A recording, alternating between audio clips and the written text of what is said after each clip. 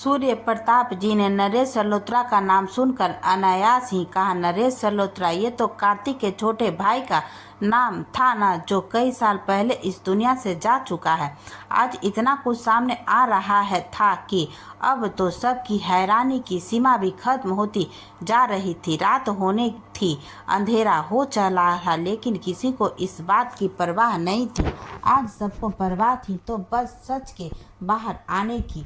इसलिए हर कोई बस सच जानना चाहता था। प्रताप परिवार तो ये भी नहीं जानता था कि नरेश सल्होत्रा कैसा दिखता था, क्योंकि अनुपमा जी की शादी से पहले ही उसकी मृत्यु हो चुकी थी और कार्तिक सल्होत्रा ने बताया था कि एक एक्सीडेंट में उसके छोटे भाई की मौत हो चुकी है। हाँ, नरेश सल्होत्रा कार्तिक सल्होत्रा का छोटा भाई था।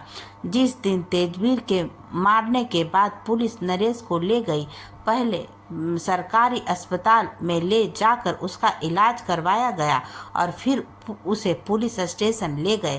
कार्तिक जी ने जाकर किसी तरह मामला निपटाया और नरेश को घर ले जाने लगे, लेकिन रास्ते में नरेश को उल्टियाँ शुरू हो गई और अस्पताल तक जाते जाते ही नरेश की हालत खराब हो गई थी और डॉक्टर ने उसे मृत घोषित कर दिया था। कार्तिक जी ने अपने भाई और परिवार की इज्जत बचाने के लिए सबको मौत का कारण एक्सीडेंट बता दिया। वहीं तेजवीर जी ने भी इस बात का जिक्र किसी से नहीं किया था, लेकिन कार्तिक जी ने अपने भाई की मौत का जिम्मेदार तेजवीर को मान लिया था और वो अब उनसे बदला लेने का मौका देखने लगे। तेजवीर जी उस वक्त राजनीति का नया उभरता सितारा थे, तो कार्तिक जी खुले और तौर पर उनसे भीड़ नहीं पा रहे थे और वो भी अनिमेष जी की तरह किसी खास मौके का इंतजार करने लगे। अर्जुन ने अब अनुपमा जी से पूछा, बुआ, आपने कभी पहले क्यों नहीं बताया कि नरेश आपका देवर था? अनुपमा जी ने अर्जुन को बात सुनकर उस दुविधा समझाते हुए कहा, अर्जुन, मैं उस लड़के का नाम नहीं जानती थी और कार्तिक जी के घर में भी उनके भाई की कोई फोटो नहीं थी। इनका कहना था कि उसकी फोटो देखकर सब दुखी होते थे, तो इन्होंने सारी फोटो हटा दी थी। मुझे भी लगा कि जवान बेटे की मौत के बाद उसकी फोटो देखकर अनन्या के दादा दादी दुखी होते होंगे। तेजवीर जी को भी ये जानकर धक्का सा लगा था कि अनुपमा जी की शादी नरेश के ही बड़े भाई से हुई है। अर्जुन ने भी अब माजरा समझने की कोशिश करते हुए कार्तिक जी से कहा, ओह, तो तुमने अपने भाई की मौत का बदला लेने के लिए मेरी बुआ से शादी की और उन्हें हर रोज इतना कुछ बर्दाश्त करने को मजबूर किया। कार्तिक जी के सारे गुनाह अब सामने आ रहे थे, तो उन्होंने अब सब कबूलते हुए कहा, हाँ, सिर्फ तुम्हारी बुआ की वजह से तेजवीर ने मेरे भाई को मारा और वो इस दुनिया से चला गया और इसलिए मैंने तुम्हारी बुआ की जिंदगी को जीते जी जहन्नुम बना दिया। अब अनुपमा जी ने कार्तिक जी के सामने आकर उनसे दर्द भरी आवाज में कहा, मैं तो उससे जानती तक नहीं थी, वही हर रोज मेरा पीछा करके मुझ पे फप्तियाँ कस के मुझे परेशान कर रहा था। आपको अपने भाई की गलती नजर नहीं आई? कार्तिक जी ने अपने भाई की गलती पर आज भी पर्दा डालते हुए कहा, हाँ, तो उसकी गलती की सजा मौत नहीं थी, उसे समझाया जा सकता था, रोका जा सकता था। तेजवीर जी ने अब कार्तिक जी के पास आकर कहा, मैंने उसे समझाने की ही कोशिश की थी, पर उसने इतना गलत सलत बोला कि मेरा हाथ उठ गया, लेकिन मैंने उसे इतना नहीं मारा था कि उसकी जान पर बन आए। कार्तिक जी ने गुस्से में आकर तेजवीर से कहा, अनिमेष ने तुम्हें अपनी आंखों से देखा था कि कितनी बुरी तरह से तुमने मेरे भाई को मारा था, और अगर तुमने उसे इस कदर नहीं मारा था तो फिर डॉक्टर ने उसकी मौत का कारण उसके पेट में लगी अंदरूनी चोट को कैसे बताया? तुम्हारे उस पर हाथ उठाने के बाद उसे किसी और ने हाथ तक नहीं लगाया था और ना ही उसका कोई एक्सीडेंट हुआ था। अग्रिमा अब एक तरफ खड़ी सब शांति से सुन रही थी। उसने अब सामने आकर तेजवीर से कहा, चाचू, मुझे एक बात समझ नहीं आ रही कि जो भी आपके साथ गलत हुआ उन सब में कहीं ना कहीं अनिमेष अंकल का नाम क्यों आ रहा है। वो हादसा अनिमेष अंकल के घर पर हुआ। आपके अपने कमरे से गायब होने की खबर अनिमेष अंकल ने सबको दी। माँ को मारने के लिए दवाई बदलने वाले इंसान में अनिमेष अंकल का नाम लिया। नरेश सलोत्रा को मारते हुए आपको सिर्फ अनिमेष अंकल ने देखा। इतने सालों से सब आपको ढूंढ रहे थे, लेकिन आप कहाँ थे ये सिर्फ अनिमेष अंकल को पता था। अब अनिमेष अंकल है तो इंसान ही, कोई भगवान या अंतर्यामी तो है नहीं कि सब कुछ उन्हें पहले से ही पता था, या फिर सच में ही सब कुछ उन्हें पहले से पता था। अग्रिमा की बातें और सवाल सबको जायज लग रहे थे, खासकर अजय जी और तेजवीर जी को। अर्जुन ने अब अपने गार्ड्स को इशारा किया और उन्होंने मेन गेट को बंद कर दिया। तो अर्जुन ने एक तेज और रौबदार आवाज में कहा, अब जब तक सब कुछ साफ नहीं होता तब तक यहाँ से कोई नहीं जाएगा, और अगर किसी ने जाने की कोशिश की तो वो सीधा भगवान के पास जाएगा। फिर वो अपने डैड के पास आया और उनसे बोला, डैड आपको क्या लग रहा है, क्या है यह सब। अजय जी हल्की सी परेशानी के साथ बोले, मैं भी यही सब समझने की कोशिश कर रहा हूँ अर्जुन। अर्जुन ने सबको देखकर अपनी भौं चढ़ाते हुए कहा, मैं इतना तो जानता हूँ डैड कि सच्चाई सिर्फ पूछने से बाहर नहीं आएगी। मैं आपका तरीका अपनाऊंगा तो सबको तकलीफ होगी, इसलिए मैं एक आखिरी मौका आप सबको दे रहा हूँ कि आप सब लोग अपने तरीके से सच्चाई का पता लगाइए। अथर्व भी इस बात अर्जुन का साथ देते हुए बोला, डैड अर्जुन इज राइट, मुझे भी नहीं लगता कि बात करने से अब कुछ सामने आएगा। अजय जी अजीब सी दुविधा में थे। जो उन्होंने देखा था और जो उन्हें समझ आ रहा था उसमें कहीं कोई समानता नजर नहीं आ रही थी। जो उन्होंने देखा था उस हिसाब से तेजवीर ही दोषी था, और जो उन्हें समझ आ रहा था उस हिसाब से तेजवीर बेकसूर लग रहा था। कोई फैसला कर नहीं पा रहे थे। फिर वो कुछ सोचते हुए अनिमेष जी से बोले, अनिमेष तुम जो भी जानते हो या अगर तुमने कुछ भी किया है तो मैं भी तुम्हें एक आखिरी मौका दे रहा हूँ कि सब कुछ सच बता दो, वरना अर्जुन अगर अपने तरीके पर आ गया तो उसे कोई रोक नहीं पाएगा, मैं भी नहीं। अनिमेष जी ने अजय जी से कहा, मैंने देखा था तेजवीर को नरेश को मारते हुए। मैं उसे वक्त कॉलेज के पास से ही गुजर रहा था और मैंने ये बात कार्तिक को दोस्त होने के नाते ही बताई थी कि उसके भाई को तेजवीर ने मारा है और तेजवीर ने गुस्से में उसे सच में बहुत ज़्यादा मारा था। रही बात मुझे यह पता होने की कि तेजवीर कहाँ बंद है, तो वहाँ जो गार्ड पहरा देते थे उसमें से एक गार्ड मेरी जान पहचान का था। उसने एक दिन शराब के नशे में मुझे बताया था कि किसी ने एक बंदे पर नज़र रखने का काम दिया और उस बंदे को तकरीबन 20 साल वहाँ बंद किया हुआ है। फिर मैंने उसे शराब की नशे में ही थोड़ी जानकारी निकाली तो फिर मुझे समझ आया कि वो तेजवीर ही है।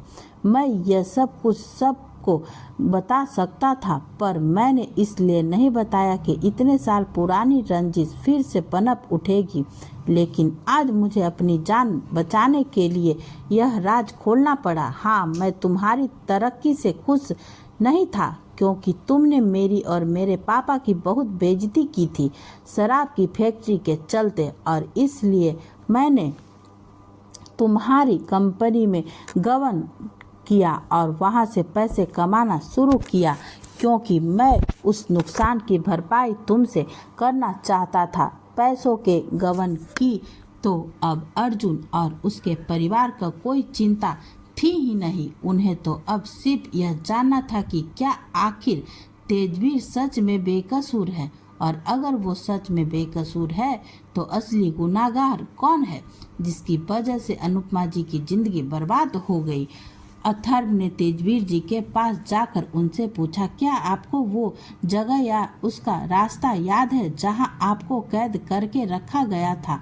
हमें वहां से जरूर कुछ न कुछ सबूत मिल जाएगा, और अगर कुछ नहीं मिलेगा तो हम ये पता कर सकते हैं कि वह जगह किसके नाम पर है। फिर शायद कुछ कड़ियाँ जुड़ जाए। कोई और कुछ भी कहता उससे पहले ही नक्श ने कहा, इतना सब कुछ करने की क्या जरूरत है अथर्व? अनिमेष अंकल से पूछते हैं ना। फिर वो अनिमेष जी को देखते हुए बोला, अंकल, आपका वो गार्ड दोस्त, वो तो आपको बता ही देगा कि वो किसके लिए काम करता है, और उस जगह का एड्रेस तो आपको याद होगा ही। अनिमेष जी ने अपनी घबराहट को काबू करते हुए कहा, मैंने उस गार्ड से पूछने की बहुत कोशिश की थी, लेकिन उसका कहना था कि वो सिर्फ कुछ पैसों के लिए यह रखवाली कर रहा है। उससे यह काम कौन करवा रहा है वो नहीं जानता। सिर्फ वही नहीं, वह काम करने वाले बाकी गार्ड्स भी कुछ नहीं जानते। बस उन्हें पैसे उनके अकाउंट में मिल जाते हैं। अर्जुन को उनका यह बहाना कुछ खास जमा नहीं, और पहले तो वो कुछ कहने को हुआ, पर फिर रुक गया और हेनरी से बोला, हेनरी, जहाँ से तुम इन्हें तेजवीर जी लेकर आए हो, मुझे उस जगह की पूरी डिटेल्स जल्दी से जल्दी चाहिए। हेनरी ने तुरंत ही अर्जुन से कहा, बॉस, डिटेल तो मैंने आपके कहने से पहले ही निकलवा ली थी, पर मुझे आपके बीच में टोकना ठीक नहीं लग रहा था। वो जगह एक बहुत ही पुराना मकान है जो किसी दिलीप नाम के बंदे के नाम पर है। मैंने थोड़ी सी डिटेल और निकलवाई तो पता चला कि दिलीप को मरे हुए तकरीबन 8 साल हो चुके हैं, और मरने से पहले तक दिलीप अनिमेष जी के लिए ही काम करता था। अर्जुन को अब काफ़ी कुछ समझ आ गया था। वो जान गया था कि इन सब चीज़ों के पीछे निश्चित ही अनिमेष का हाथ है, और अनिमेष बिना किसी डोज के सच नहीं बोलने वाला। उसने अपने मन को पक्का किया ही था कि अब वो अनिमेष से अपने अपने तरीके से सच उगलवाएगा। लेकिन जैसे ही उसकी नज़र अग्रिमा पर पड़ी, उसने खुद को शांत करते हुए तो गहरी सांस ली और फिर तेजवीर जी से बोला, क्या आप मुझे उस दिन के हादसे के बारे में सब कुछ डिटेल में बता सकते हैं? तेजवीर जी ने उस काली रात को याद करते हुए अपनी मुट्ठियां भींच ली, लेकिन हिम्मत करके कहा, उस रात मैं तुम्हारी बुआ से हम दोनों के बारे में बात करना चाहता था, और इसलिए मैंने फैसला किया था कि आज मैं नहीं पीऊँगा। मैं और तुम्हारे पापा ज़्यादातर इकट्ठे ही पीते थे, लेकिन हम दोनों ने कभी भी इतनी नहीं पी। अपने होश खो दे। हमें अपनी लिमिट्स पता थी और हमने हमेशा लिमिट में ही पी थी। लेकिन उस दिन तुम्हारे पापा अपने किसी बिजनेस के काम में उलझ गए और उन्हें कुछ घंटे के लिए बाहर जाना पड़ गया था। पीने का मन तो मेरा भी नहीं था, क्योंकि तुम्हारी बुआ भी वहीं थी। मैं अनिमेष के कुछ दोस्तों के साथ बैठा था। मेरा मूड कुछ खास ठीक नहीं था, क्योंकि मुझे तुम्हारी बुआ से बात करने का मौका नहीं मिल रहा था। वो तीनों शराब पी रहे थे और मैं ऐसे ही बैठा था। बातों बातों में मैंने उन्हें बताया था कि मैं एक लड़की से बात करना चाहता हूँ, पर मैंने तुम्हारी बुआ का नाम नहीं बताया था। मैं उन लोगों को ज़्यादा तो नहीं जानता था, पर अनिमेष के साथ 1-2 बार देखा था मैंने, और फिर उसी के घर में हम शादी में गए थे, तो मुझे वो लोग ज़्यादा अजीब नहीं लगे।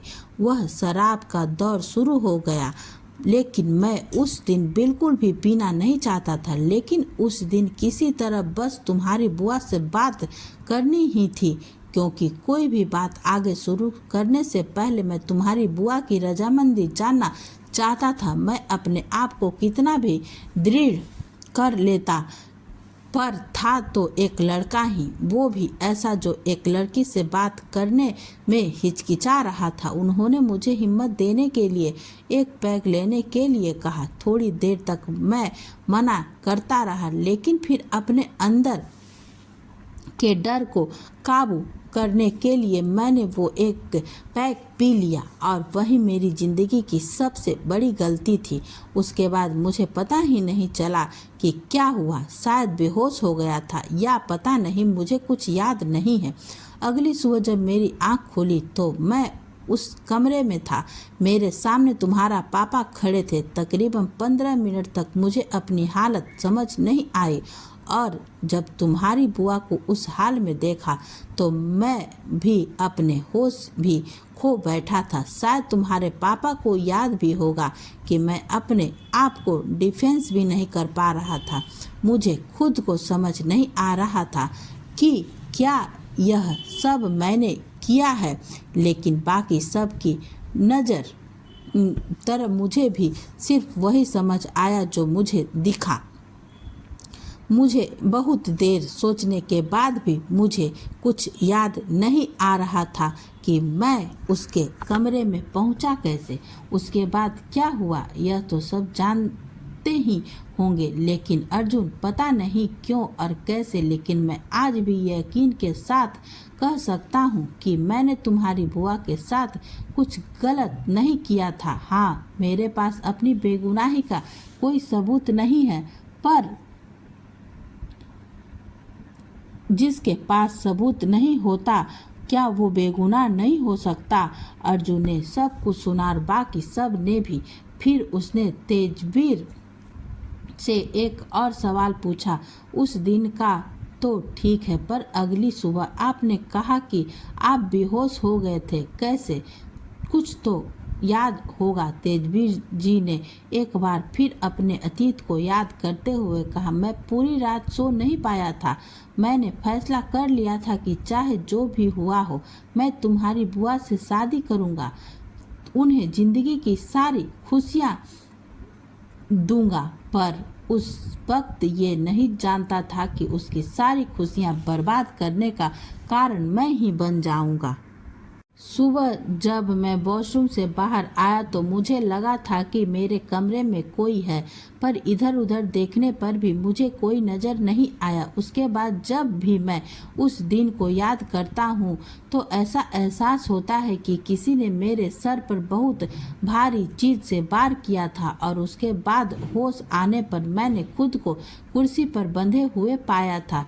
इन सब में सबसे अजीब बात यह थी कि मैंने जिन दोस्तों के साथ बैठकर शराब पी थी, अगले दिन उन तीनों में से शादी में कोई भी मौजूद नहीं था। यहाँ तक कि अनिमेष ने तो उनके नाम तक पहचान से इनकार कर दिया था और शादी में भी उनका कोई नहीं जानता था। बहुत लोगों को कहना था कि ऐसे नाम के लोग तो यहाँ मौजूद ही नहीं हैं।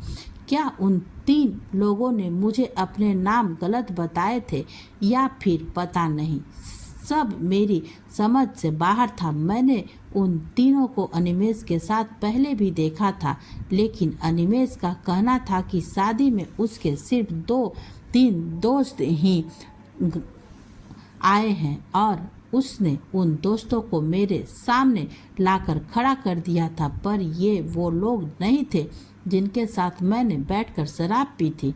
अर्जुन तेजवीर जी की पूरी बात सुनने के बाद अनुपमा जी के सामने गया और उनसे बोला, बुआ, मैंने आज तक आपसे उस हादसे के बारे में कभी कुछ नहीं पूछा, क्योंकि मैं नहीं चाहता था कि आप उसे याद करके मेरे सामने रोने लगे। लेकिन मैं आज चाहता हूँ कि आप उस दिन की हर छोटी बात मुझे बताएं।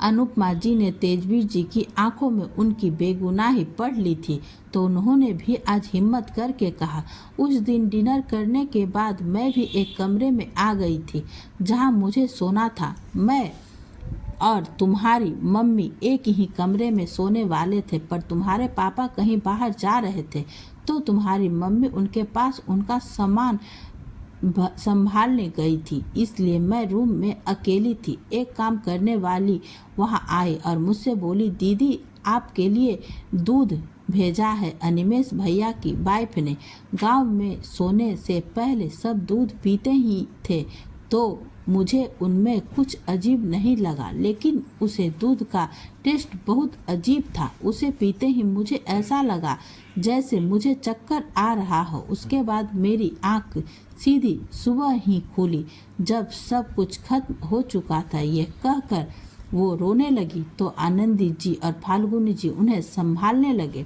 अर्जुन ने सब कुछ इग्नोर करते हुए अपना रुख अपनी मॉम की तरफ किया और उनसे बोला, अगर आपको और बुआ को एक साथ सोना था तो जब आप सोने आई तो क्या बुआ वही कमरे में थी? आनंदी जी ने भी याद करते हुए कहा, नहीं, वो वहाँ नहीं थी। मैंने वहाँ एक काम करने वाली से पूछा तो उन्होंने मुझसे कहा कि अनुपमा का अकेले मन नहीं लग रहा था, इसलिए वो कल्पना के कमरे में चली गई सोने। मैं कल्पना के कमरे में तुम्हारी बुआ को देखने के लिए जाने लगी, पर रास्ते में मुझे कावेरी जी मिल गई और उन्होंने कहा कि वो दोनों थक गई हैं और सो गई हैं, तो अब हम लोगों को भी सो जाना चाहिए। अर्जुन ने अब सबको सुनाते हुए अपने डैड से कहा, डैड, अनिमेष के दोस्तों के साथ इन्होंने तेजवीर जी ने शराब पी और वो दोस्त गायब हो गए। अनिमेष की वाइफ ने बुआ के लिए दूध भेजा और बुआ को चक्कर आने लगे और तो और जब मॉम बुआ को ढूंढने गई, अनिमेष की वाइफ ने ही उनसे कहा कि बुआ सो चुकी है। अब तक तो सबको डाउट था कि अनिमेष भगवान है या अंतर्यामी, जो उसे सब पता है, पर अब मैं अनिमेष को सच में भगवान के पास भेजने वाला हूँ और भगवान खुद ही बता देंगे वह क्या है। अर्जुन की बात सुनकर अनिमेष की जान हलक में अटक गई और उसने घबराहट के मारे थूक घटक लिया, लेकिन अगले ही पल उसकी जान में जान वापस आ गई जब उसने पीछे से नीरज की आवाज़ सुनी, जो कह रहा था, मेरे पापा को हाथ भी लगाया तो अंजाम अच्छा नहीं होगा। अर्जुन प्रताप सिंह। सब ने आवाज़ सुनकर नीरज की तरफ देखा तो अर्जुन वहां कुछ गुंडों के साथ खड़ा था, जो संख्या में अर्जुन के गार्ड से ज़्यादा ही लग रहे थे। नीरज के लोगों को देखते ही अर्जुन के गार्ड्स ने पोजीशन ले ली, पर अर्जुन ने हाथ के इशारे से किसी को भी कोई स्लेप लेने से मना कर दिया था। उसने एक हिकारत भरी नज़र से नीरज को देखा, जो कुछ गुंडों के बल पर अपने आप को शेर समझ रहा था, लेकिन अर्जुन को शेर का शिकार करना भी अच्छे से आता था। और फिर नीरज ने तो शेर का सिर्फ मुखौटा पहन रखा था। नीरज ने अपने आदमियों को इशारा किया तो कुछ लोग सामने से हट गए। उनके पीछे दो लोगों ने अदिति को गन पॉइंट पर लिया हुआ था और उन्हीं के बाएं तरफ व्हील चेयर पर संतीजा जी थी और उनकी कुर्सी को पकड़े सुभाष जी खड़े थे। अनुराग भी उन दोनों के साथ था और उन तीनों पर भी कुछ लोगों ने बंदूक तान रखी थी। ये देखते ही अर्जुन के साथ साथ बाकी सबके माथे पर बल पड़ गए।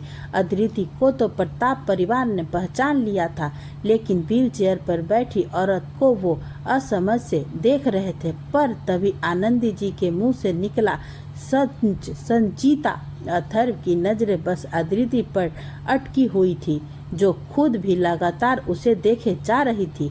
अथर्व ने खुद को गुस्सा करने से रोकते हुए अदिति को अपनी पलकें झपकाकर ये जताया कि वो बिल्कुल फिक्र ना करे। अग्रिमा ने भी तुरंत ही अपनी माँ कहकर आगे जाना चाहा, पर नीरज ने अपने हाथ में पकड़ी बंदूक से उसे आगे ना आने का इशारा किया तो उसके कदम ठहर गए। अनिमेष जी तुरंत ही नीरज के पास पहुंच गए और साथ ही नितीक्षा भी, लेकिन संग्राम जी अपनी जगह से नहीं हिले। नीरज ने अर्जुन को देखकर कहा, अपने छोटे भाई की होने वाली बीवी की जिंदगी चाहते हो तो मुझे अभी के अभी 50 करोड़ रुपए चाहिए। अनिमेष जी ने सांवरिया नज़रों से उसे देखा तो उसने चिढ़ते हुए कहा, पापा, आपको क्या लगता है ये इंसान अब आपकी ऐसे ही छोड़ देगा?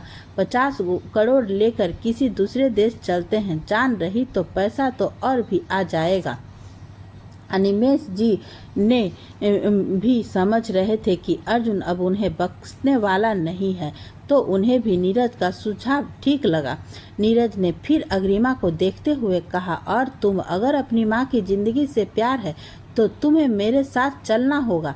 अग्रिमा ने अपने माथे पर त्योरियां लाते हुए उसे देखा तो वो बोला, तुम्हारी खूबसूरती का जादू तो मुझ पर बहुत पहले चल गया था, लेकिन अपने पापा के कहने पर मैं तुमसे दूर था। पर अब मैं किसी की नहीं सुनने वाला। ढेर सारा पैसा और तुम्हारे साथ मैं अब अपने सारे अरमान पूरे करूँगा।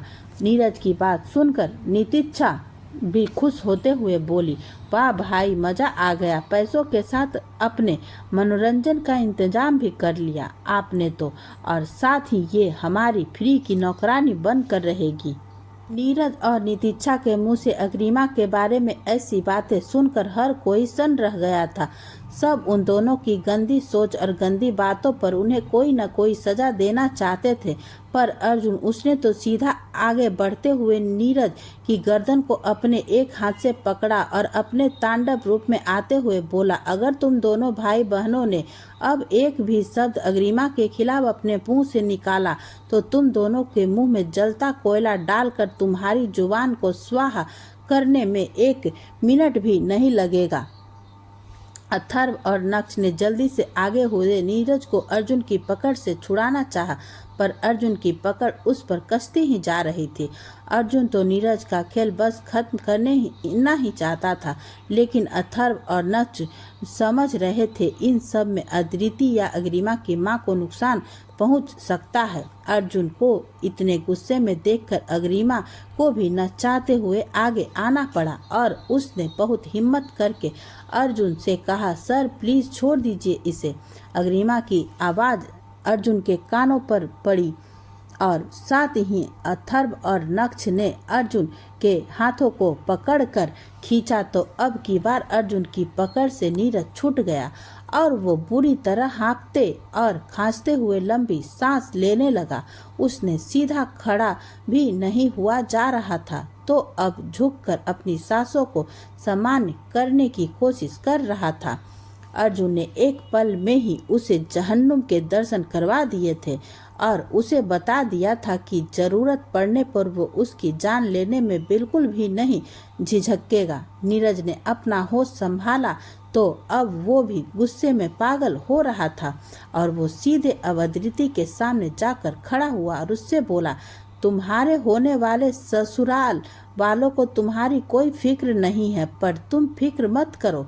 अगर ये लोग मुझे पैसे नहीं देंगे तो मेरे पैसे कमाने का जरिया तुम बनोगी। किसी और के कुछ भी कहने से पहले अग्रिमा ने नीरज से कहा, इंसान को इतना भी नहीं गिरना चाहिए कि वह बाद में चाह कर भी उठ ना पाए। तुम्हारे पास अभी भी वक्त है, संभल जाओ और ये सब छोड़कर एक अच्छी जिंदगी जीने की कोशिश करो, क्योंकि जो तुम कर रहे हो उसकी मंजिल कोई खूबसूरत जिंदगी तो नहीं है, बल्कि एक बदनाम मौत जरूर हो सकती है। नीरज ने अग्रिमा को घूरते हुए कहा, अपनी बकवास बंद करो। अदिति नीरज की बातों से डर कर सहम गई थी और अथर्व को भी अब अपनी रगों में खून का प्रवाह तेज होता महसूस हो रहा था। वो अर्जुन को रोक रहा था, लेकिन अब शायद खुद को रोकना उसके लिए बहुत मुश्किल होता जा रहा था। नीरज ने अब अपनी गन अदिति की तरफ करते हुए अथर्व से कहा, सारी दुनिया के सामने सगाई करके तो हीरो बन गया अथर्व, लेकिन अब अपनी बीबी को बचा कर तो दिखाओ, या कुछ पैसों के लिए उसकी जान को दांव पर लगा दोगे। वैसे 50 करोड़ इतना बड़ा अमाउंट भी नहीं है कि तुम लोगों को इतना सोचने की जरूरत पड़ रही है। अर्जुन के लोगों ने हल्की सी हलचल महसूस कर नीरज ने तुरंत ही सचेत होते हुए कहा, अर्जुन, अगर तुम्हारे आदमियों जरा भी हिलने की कोशिश की तो तुम्हें इस लड़की की लाश यहाँ पड़ी मिलेगी। अर्जुन किसी को भी नुकसान पहुंचाने का खतरा मोल नहीं ले सकता था, इसलिए उसने कुंज से कहा, 60 करोड़ का इंतजाम करवा। और फिर उसने नीरज से कहा, ठीक है, तुम्हें 50 करोड़ मिल जाएंगे और 10 करोड़ ज़्यादा भी, लेकिन उसके बदले मुझे तुम्हारा बाप चाहिए और बाकी सब भी मुझे सही सलामत चाहिए। तुम किसी को नुकसान नहीं पहुंचाओगे और इसी के साथ तुम जो कुछ भी जानते हो वो सब तुम्हें मुझे बताना होगा। नीरज कुछ पल को सोचने लगा और फिर बेशर्मी से हंसते हुए बोला, ठीक है, रख लो मेरे बाप को। वैसे भी अब ये मेरे किसी काम के नहीं है, सिर्फ मेरा खर्चा ही बढ़ाएंगे और ज़रूरत पड़ने पर 50 करोड़ में तो मैं इसके जैसे जाने कितने बाप खरीद लूँगा। नीरज की बात सुनकर अनिमेष जी के सामने अपना अतीत घूम गया।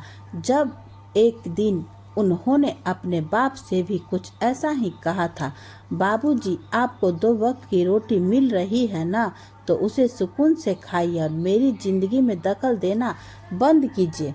मैं अपने और अपने बेटे की जिंदगी अपने हिसाब से बनाऊंगा, आपके हिसाब से नहीं। और आज नीरज ने वही आईना अनिमेष जी को दिखा दिया था। समय का चक्र हर किसी को लपेटे में ले लेता है और आज लपेटे में आने की बारी अनिमेष जी की थी। अनिमेष जी ने नीरज से शिकायती लहजे में कहा, मैंने तुम्हारे लिए क्या कुछ नहीं किया नीरज, तुम्हें सफल बनाने के लिए, तुम्हें ऐसो आराम देने के लिए मैंने कितना कुछ किया और आज तुम ही मेरा साथ छोड़ रहे हो। उन्होंने नाराजगी से नीरज की तरफ देखा तो नीरज ने कहा, कम ऑन पापा, आपने अपनी जिंदगी अपने हिसाब से जी ली ना, तो अब मेरी बारी है। वैसे भी मैं क्या नहीं जानता हूँ आप कितने कमीने हो। वक्त आने पर आप अपने बेटे को भी इसी तरह धोखा देंगे जिस तरह अपने बाप को और इन दोनों परिवारों को दिया था। और जहाँ तक बात थी मेरे लिए कुछ कहने की, तो पापा अपनी औलाद के लिए हर कोई करता है और वो सब अपने मेरे लिए नहीं बल्कि अपने आपने के लिए किया था, क्योंकि जब आपने तेजवीर को फंसाया था तब तो मैं सिर्फ 6 महीने का था।